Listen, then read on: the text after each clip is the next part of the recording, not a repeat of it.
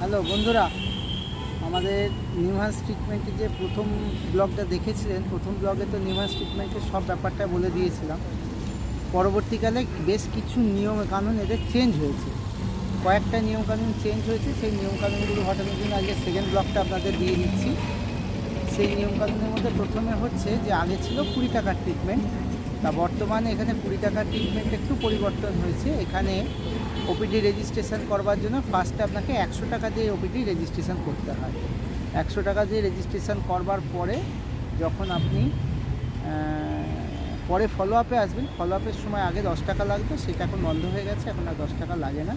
আপনার রেজিস্ট্রেশন যদি থাকে তাহলে আপনার পরের ফলো আপে আর কোনো টাকা লাগবে না। ওই রেজিস্ট্রেশন নাম্বারটা শো করলে আপনি ফলো আপে যেতে পারবেন। আর দুটো তিনটে প্লেস চেঞ্জ হয়েছে বলি। একটা নতুন থাকার জায়গা তৈরি হয়েছে, এখানে পাওয়ার গ্রিড একটা জায়গা হয়েছে। আগে ওপিডি কাউন্টারের পিছন দিকে ছিল ফুড কোর্টটা, সেইটা এই বিশ্রাম সদনের নিচের তলায় আপনি ফুড কোর্টটা পাবেন। আর বিশ্রাম সদনে যারা নিউহান্সে ভর্তি হয় তাদের অ্যাটেন্ডেন্স তারা হচ্ছে এই বিশ্রাম সদনে থাকতে পারে। বিশ্রাম সদনে দু রকম আছে, একটা ডরমিটরি সিস্টেম আছে আর একটা রুম আছে। ডাবল বেডের রুম যদি এখানে নেওয়া হয় 600 টাকা পড়ে, আর যদি সিঙ্গেল বেড অর্থাৎ ডরমিটরিতে নেওয়া হয় পার বেড 75 টাকা এখানে পড়ে। আর আগে আপনার যে জনতা বাজার মেডিসিন অর্থাৎ 24 ঘন্টা 24 আওয়ার্স খোলা যে মেডিসিন শপটা ছিল, সেটা ছিল ওপিডি সেন্টারের পিছনে, ওইটা এখন চেঞ্জ হয়েছে। পাওয়ার গ্রিড বিশ্রাম সদন যেটা হয়েছে, ওই পাওয়ার গ্রিড বিশ্রাম সদনের পিছন দিকে আপনার জনতা বাজার মেডিসিনটা চলে এসেছে, এটাও 24 ঘন্টায় খোলা থাকে। এছাড়াও ওখানে আরও একটা ওষুধের দোকান হয়েছে যেটা 24 ঘন্টা খোলা থাকে, একটা ফুড কোর্ট আছে। আর নর্মালি এখন এখানে প্রচুর রেনোভেশনের কাজ চলছে, চারিদিকে ভাঙাচোরা। আশা করছি আর কিছুদিন পরে রেনোভেশন হয়ে গেলে প্রত্যেকটা সেকশান ঝাঁ চকচকে হয়ে যাবে, এবং সেই কাজটার জন্য কিছু কিছু জায়গায় একটু হ্যাম্পার হচ্ছে যাতায়াতে। এটা একটু আপনাদের একটু সহ্য করে নিতেই হবে, এই যে কদিন না রেনোভেশনটা কমপ্লিট হয়। আপনারা আসুন। আর একটা কথা বলি, সেটা হচ্ছে যারা এই ব্লগটা দেখছেন তারা যদি নিউহান্স ট্রিটমেন্ট সম্বন্ধে পুরোটা জানতে চান তাহলে আমার প্রথম ব্লগটা দেখে নেবেন। প্রথম ব্লগটায় টোটালটাই বলা আছে, আর এই ব্লগটায় যেগুলো পরবর্তীকালে মডিফিকেশান হয়েছে সেই মডিফিকেশানটা আপনাদের জানিয়ে দিলাম।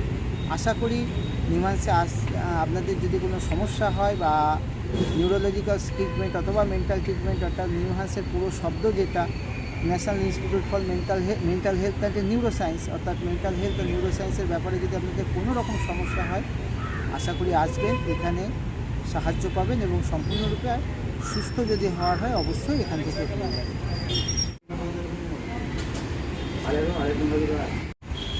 এখানে আছে জনতা বাজার মেডিসিন। এই জনতা বাজার মেডিসিন 24 ঘন্টা খোলা থাকে। দুটো পার্ট আছে, একটা পার্ট সকাল থেকে দুপুর পর্যন্ত থাকে, আর একটা পার্ট দুপুর থেকে সারা রাত খোলা থাকে। এই দুটো হচ্ছে কাউন্টার, ওইটা জনতা বাজার মেডিসিন কাউন্টার। এখানে একটা ফুড কাউন্টার আছে, ওইখানে একটা নতুন অমৃত প্লাস বলে ওইখানে একটা নতুন মেডিকেল স্টোর খুলেছে। এটা পুরোটাই হচ্ছে পাওয়ার গ্রিড অতিথি নিবাস যেটা হয়েছে বিশ্রাম সদন, সেই পাওয়ার গ্রিড বিশ্রাম সদন একদম পিছন দিকে। আজকে আপনাদের এই ব্লগটায় নিউহান্সের ভর্তির ব্যাপারে দুটো একটা ইনফরমেশন আপনাদের দিই। দেখুন, এখানে ভর্তির ব্যাপার যেটা সেটা সম্পূর্ণ ডাক্তারদের উপরেই নির্ভর করে। পেশেন্ট ওপিডিতে দেখানোর পরে ডাক্তার যদি মনে করে ভর্তি করতে হবে তাহলে তাকে ভর্তি করে। ভর্তি যে কীভাবে করা হয় সেই ব্যাপারটা একটু ডিটেলসে বলি। ওপিডিতে টিকিট করে ওপিডিতে ডাক্তার দেখাবেন, ডাক্তার যদি ভর্তি করতে বলে তখন অ্যাডমিট কার্ড নিতে হয় একটা অ্যাডমিশনে। সেই কার্ড নেওয়ার পরে তারপরে আপনাকে যদি বিপিএল হয় বিপিএলদের ক্ষেত্রে একটা নিয়ম আছে, আর যদি এপিএল হয় এপিএলদের ক্ষেত্রে একটা নিয়ম আছে। এখানে বিপিএল হলে অ্যানুয়াল 20,000 টাকার নিচে যাদের ইনকাম দেখাতে হয় তাহলে তাদের বিপিএল হিসাবে ট্রিট করা হয়, এবং তার জন্য পঞ্চায়েতের সার্টিফিকেট লাগে যদি আউট অফ আনারা হয়। আর কর্ণাটকের মধ্যে যদি হয় তাহলে কর্ণাটক গভর্নমেন্টের যে বিপিএল লিস্ট আছে সেই বিপিএল লিস্টের তালিকা অনুযায়ী তাদের একটা বিপিএল কার্ড আছে, সেই কার্ড দেখালে তারা ভর্তি হয়ে যায়। আর আউট অফ কর্ণাটক যারা হয় তাদের বিপিএল এটা ওই পঞ্চায়েত থেকে সার্টিফিকেট করাতে হয়। ওই যে টাকাটা বললাম 20,000 টাকার নিচে অ্যানুয়াল ইনকামের সার্টিফিকেট নিয়ে আসতে তারপরে বিপিএল কোটা এখানে ভর্তি হয়। ভর্তি হতে গেলে ওপিডির উল্টো দিকে G6 বলে একটা কাউন্টার আছে, G6 কাউন্টারে গিয়ে সেইখান থেকে আপনাকে অ্যাডমিশনের জন্য ডাক্তার বলার পরে G6 কাউন্টারে যেতে হয়। G6 কাউন্টারে যাওয়ার পরে ওইখানে আপনাকে অ্যাডমিশনের জন্য যাবতীয় কাগজপত্র ওখানে ওরা ফিল আপ করে জমা নেওয়ার পরে এইবার আপনাকে যেতে হবে G5-এ গিয়ে আপনাকে টাকা দিতে হবে, টাকা জমা করতে হবে। এখানে অনেকগুলো কাউন্টার আছে, অনেকেই ক্যাশ কাউন্টারগুলো ঠিকঠাক চেনে না। এখানে অনেক কটা ক্যাশ কাউন্টার আছে। একটা হচ্ছে G5-এ মেইন ক্যাশ কাউন্টার, এখানে দুটো ক্যাশ কাউন্টার থাকে, সবসময় প্রায় লাইন থাকে। এছাড়া একটা আছে RN ভার্মা ব্লকের ভিতরে একটা কাউন্টার আছে, সেখানেও টাকা জমা নেয়। সেটা কিন্তু বেলা 3:30 পর্যন্ত খোলা থাকে, 3:30 পরে আর খোলা থাকে না। 3:30 পরে যদি কোনো ক্যাশ কাউন্টারে টাকা জমা দেওয়ার প্রয়োজন হয়, সেটা কিন্তু এমার্জেন্সির ভিতরে আছে। ওইটা এমার্জেন্সির ভিতরে যদি আপনি 3:30 পরে টাকা জমা দেন, তাহলে ওইখানে গিয়ে আপনাকে টাকা জমা দিতে হবে। টাকা জমা দেওয়ার পরে যে ওয়ার্ডে আপনাকে ভর্তির কথা বলবে এবং যেখানে বুক করা থাকবে সেই ওয়ার্ডে আপনাকে যেতে হবে। গিয়ে আপনি ওই ভর্তির কাগজটা প্লাস হচ্ছে আপনি যে টাকা জমা দিয়েছে সেটা দেখালে গেট থেকে আপনাকে ছেড়ে দিবে, সেই ওয়ার্ডে নিয়ে যাবে এবং সেই ওয়ার্ডে নির্দিষ্ট যে রুম আছে সেই রুমে আপনাকে সিস্টাররা নিয়ে গিয়ে আপনাকে তারা চার্জ নিয়ে নেবে আপনার এবং আপনাকে ভর্তির জন্য আপনার রুমটা দেখিয়ে দেবে, অথবা যাদের জেনারেল বেডে ভর্তি হলে সেই বেডটা আপনাদের দিয়ে দেবে। এতদিন আমি নিউহ্যান্সে এসে আপনাদের নিউরোলজি আর হচ্ছে মেন্টাল হেলথের যে ট্রিটমেন্ট সেই ব্যাপারে আপনাদের অনেক কিছু বলেছি। আজকে আর দুটো নতুন ইনফরমেশান দেব, যে ইনফরমেশান দুটো আপনাদের কাছে একদম নতুন। আপনারা যারা নিউহ্যান্সে আসবেন, এখানে শুধুমাত্র নিউরোলজি আর মেন্টাল হেলথের ওপরেই ট্রিটমেন্ট হয় নিউহ্যান্সে, কিন্তু সারপ্রাইজ হলো ঠিক নিউহ্যান্সের মেন গেটের উল্টো দিকে দুটো হসপিটাল আছে, দুটো কর্ণাটক গভর্নমেন্টের হসপিটাল। একটা হচ্ছে Indira Gandhi institute of child health আর একটা হচ্ছে Rajiv Gandhi institute of chest disease. এই দুটো হসপিটাল কিন্তু খুব নামি hospital. Indira Gandhi institute of child health যেটা এইখানে কিন্তু বাচ্চাদের খুব সুন্দরভাবে এখানে ট্রিটমেন্ট হয়। এখানেও ভর্তির প্রসিডিওর একই। আপনাদের এখানে আসতে হবে সকালে, মর্নিংয়ে এসে ওপিডিতে আপনাদের ওপিডিতে টিকিট বুক করতে হবে, করবার পরে ডাক্তার দেখাতে হবে। যদি সেরকম কিছু হয় ডাক্তাররা সঙ্গে সঙ্গে ভর্তির কথা বলবে। এছাড়াও এখানে এমার্জেন্সি আছে, যদি এমার্জেন্সি কোনো ঘটনা হয় তাহলে এখানে গাড়ি নিয়ে চলে আসতে পারে।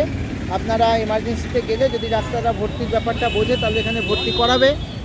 আর এখানে একটা হসপিটাল যেটা হচ্ছে Rajiv Gandhi institute of child disease chest disease যেটা আছে, এই চেস্ট ডিজিজে আপনাদের হার্টের মানে যাবতীয় রোগ, লাংসের রোগ, এমনকি টিউবারকিউলিসিস, টিবি, এগুলো সব এই জায়গায় কিন্তু আপনার ট্রিটমেন্ট হয়। টিবির পুরো সেকশানটাই আলাদা এখানে। আর এই চেস্ট ডিজিজের ক্ষেত্রে আপনাকে এখানে এসে প্রথমে রেজিস্ট্রেশন করতে হয়, একই পদ্ধতিতে ওপিডি রেজিস্ট্রেশন করতে হয়। আর এখানে ওপিডি রেজিস্ট্রেশনের সময় যখন আপনি রাজীব গান্ধীতে যাবেন তখন আপনাকে একটা আধার নাম্বার জেনারেট করতে হয়। ওখানে একটা QR কোড আছে, ওইটা থেকে আপনাকে লিঙ্কটা নিতে হবে।